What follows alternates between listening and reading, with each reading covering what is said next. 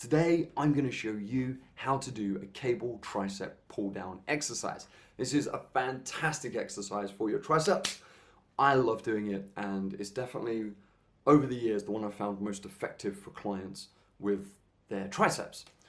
I filmed this tutorial video in a gym I used to work in on the Gold Coast. I'm doing it with a friend of mine called Jasmine, and I hope you find it really useful. That video is coming up right now.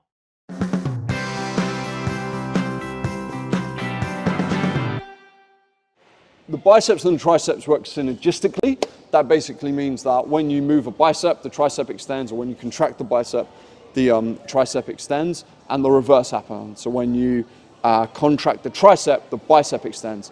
The reason I'm telling you this is that basically the rules are almost exactly the same for the bicep and the tricep. So you're going to pull it in, and you won't be able to pin it to your hips as much. It'll be slightly higher up, but that's about where we want it. You can lean back in the hips a little bit if you want, so you have a slight forward lean just to help you get a nice bigger extension and a range of motion through the tricep just here.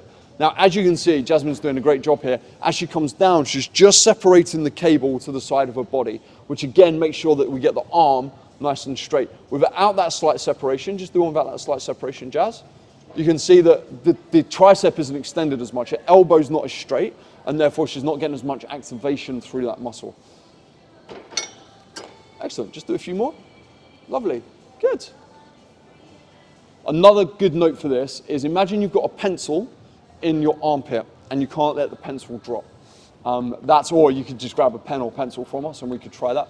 And that's a really good little note to help with the tricep cable push down. Anything to add? No, just make sure your shoulders are down, your chest is nice and tall, and you're breathing through it all. Always breathe.